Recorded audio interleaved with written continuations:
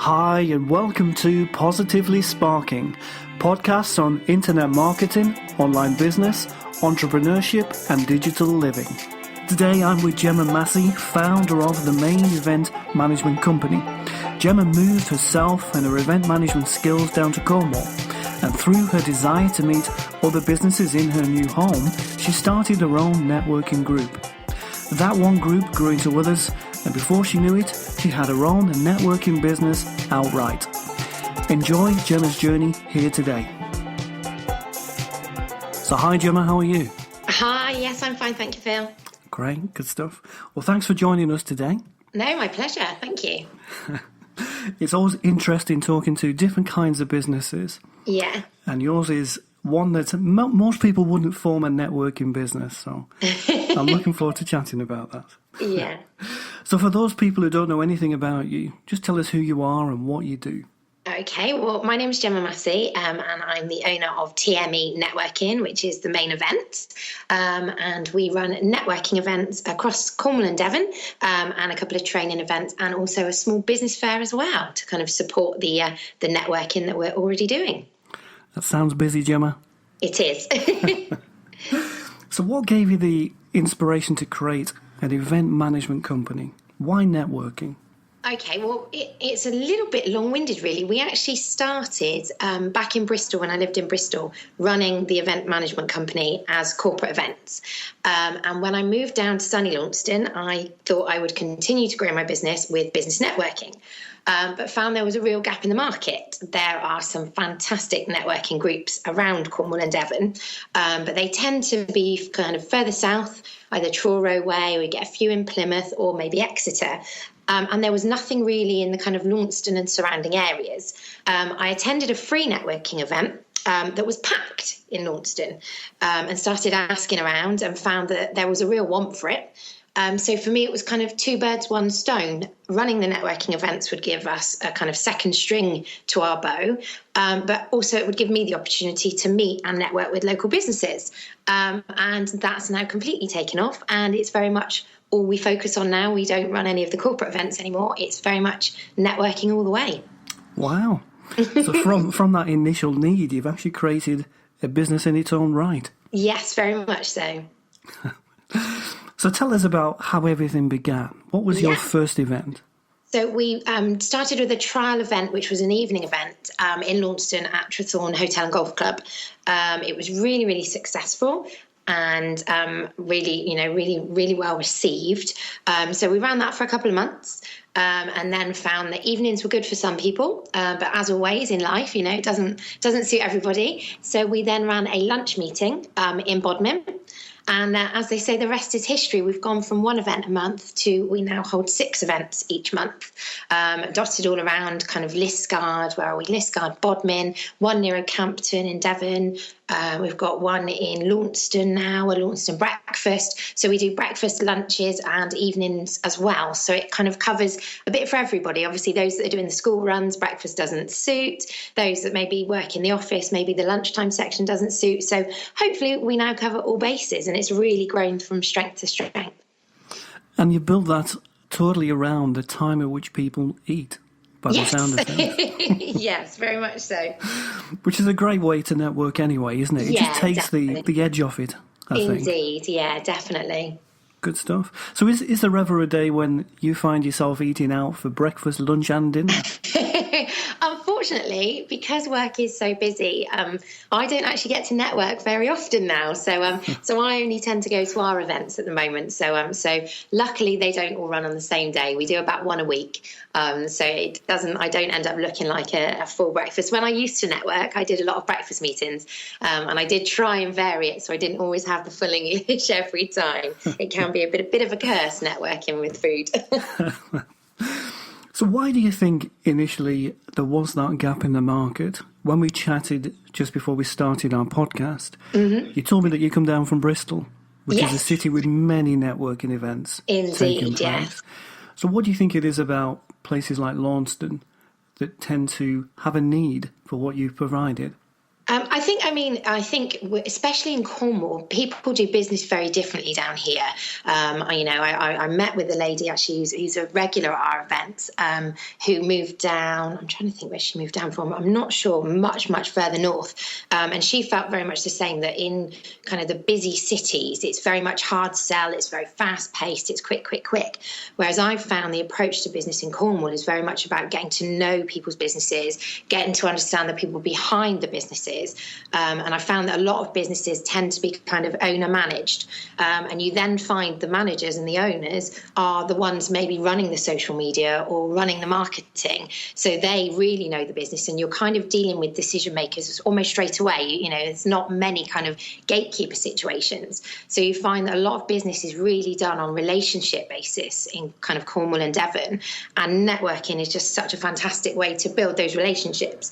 It's about getting to know people. Obviously, it's great to meet new businesses, but similarly, you want to build relationships with businesses so that not only are they comfortable kind of using your products and services, they're going to recommend you on to others. And that's when networking really becomes a kind of key part in people's business marketing, because it's not just about the initial contact, it's about the wealth of contacts they bring with them, so their clients and their suppliers. And if you've got that good working relationship and they really know and kind of like you and feel confident with you, they're going to recommend you on fourfold. And networking really can make a big difference. So I think it was really interesting that it wasn't so key in kind of Launceston and surrounding areas, that it was very much focused on kind of Truro and further afield. And I think that's just because that's how it's always been, and people gravitated that way.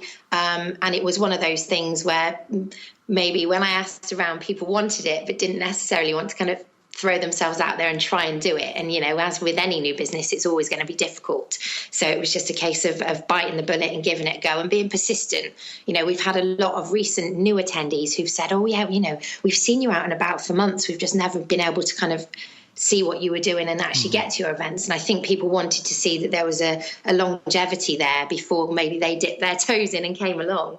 Sure. No, I think that's the same for any business. Definitely. We're never in control of when someone actually becomes a customer. No. We can only control our communication. Definitely. In that timeline. So would you say you've made deeper relationships in Cornwall than you did back in the big city of Bristol? Yes and no. What we've achieved with TME, we've got a fantastic kind of base of kind of core people that tend to come to nearly all of our events. And with those people, I've really, built some fantastic relationships with, and would never hesitate in recommending them. Similarly, in Bristol, I joined a networking group. It's an organisation which seems to be a Marmite organisation. It's called BNI. I don't know if you've heard of it. I've heard of BNI. Very, very hardcore. It's a weekly thing. It's a membership. With TME, we're non-membership. We feel networking should be open to everybody, and that the benefits should be felt not only for large corporations who just want to dip in and out, but to startups as well. Whereas with BNI, it was a membership thing, so it's the same set of people sat around the table every week. So with that group of people, I felt there was some really good connections and great relationships. However, with some kind of informal events in Bristol, and similarly occasionally in Cornwall, you do find there's the old kind of salespeople that just want to push their business cards at you, and then don't understand, sadly, why networking doesn't work for them, because that's not how it works. It's about building those relationships. Sure, absolutely. I think with networking, something I found is that every type is a good thing to try. Definitely. It teaches you different things. Yes, definitely. And so BNI is great for pushing you to really work on how you introduce yourself. Yes, very much so. Explain what you do. And when you take that to an event, perhaps more like the kind that you do, you're much more confident in being at a networking event and just letting it go. Yeah, we hope so. As I said, what I've tried to do is take the best bits we found with networking. So from the kind of informal side, so our networking events start with just tea and coffee, people mingling and standing around, to then the seated, more structured side, where I often say in our events that if you go to kind of an informal event and you get stuck on a table with someone like me, you probably wouldn't get a word in edgeways. So we try and structure it to make sure that everyone feels that they've really got the most out of the event. And the other thing we do is we actually throw out some questions to the tables to get people talking and moving the tables round, to focus on what people are actually looking to achieve. I think, again, sometimes people go to networking with kind of no real plan. And then it's very hard to assess if it worked for you or not, because you come away thinking, well, what did I achieve? So it's trying to find out what people really want in their business at that time, because it does vary. We've had people come along who are growing in their business and are looking to recruit. So that was quite key to them at the time. We've had people coming along who are startups and are looking for suggestions for suppliers. Can you help me with a web designer? Who do you know who can help? And then obviously there's the people looking to grow their business and market it. So we really try to really focus and tap into people's wants and needs and how the people in the room can support that by kind of taking the best bits of networking, hopefully. I think that's a great format. Yeah, well, we've had some fantastic feedback. It's been really, really positive. Wonderful. Well, my next question was actually, what helped you grow? Oh, okay. I think obviously the feedback's always good, and we are very fortunate. I know it's something how we actually met Phil. Obviously on social media, we're quite active on social media, so that's really helped us. A lot of people kind of send people our way. Which is fantastic. And it has been very much word of mouth. As again, I go back to the power of networking. It's kind of spread like wildfire. And we've got, as I said, a kind of core base of regulars. And with our regulars, we kind of try to, where we can, reward their loyalty. As I said, it's non-membership, so they're not tied into anything. But we have a little loyalty card where if you kind of come to 5 events, they don't have to be in a row. But if you come along to 5 events, you get your next one free. And we've similarly done a scheme where we've said if you recommend a client, a colleague or a friend to come along, your next event's half price. So we've tried to kind of add those little nuggets to our kind of core group that come along. But it has been basically word of mouth, which has been fantastic for us. That I think that's very powerful, that people really enjoy it that much that they're happy to shout about it for us. Absolutely. And I guess if you run a networking group, then growth is there at your group. Indeed, the potential for it. Yeah, very much so. We've had quite a lot of people bring along or recommend to their kind of clients or colleagues, or what you could do if your business is struggling. Why not come along? Because again, with networking, it's not just about, as I mentioned earlier, everyone comes with those different needs, but it's also that business support. We have a lot of kind of small traders and kind of one-man bands who maybe just working from an office at home, and sometimes you need a sounding board for your business and your ideas, and it's quite hard sometimes to vent to friends and family when they don't understand it so much. So it's quite nice for them to come along and just have a sounding board or ask for ideas or hints and tips, and we will share other things like other events that we know that are going on or other networking groups to try and encourage that kind of really good working relationship, as it really is growing so fast. It's fantastic. Good stuff. And so you've mentioned there are a lot of great things that you're doing to enhance your growth. So half-price tickets for bringing someone along and loyalty cards. Is there anything you've tried that did not work? Not really, to be fair. Those have both seemed to be received really well. No, I don't think there has been, to be fair. We've had some changes in venues, but I think that's kind of natural with anything. Any business would have kind of changes of suppliers. We try really hard to find really unusual venues. Again, as I said, we like to be different. That's something we really strive to be. And I think if you're taking the time to come out of the office, it's important that it is quite inspiring. You want those juices to be flowing. So we network at some quite unusual venues. So, for example, we network at Roadford Lake and Sibleyback Lake, 2 absolutely stunning venues that a lot of people may never have been to before, but they have, beautiful conference facilities. So it seems really apt for us to be there. We network on a riverbank in Bideford. So we really try and go to quite unusual places. So we've had a few changes in venues where things haven't quite worked out. But apart from that, it seems to be, dare I say, touch wood, it seems to be going pretty well.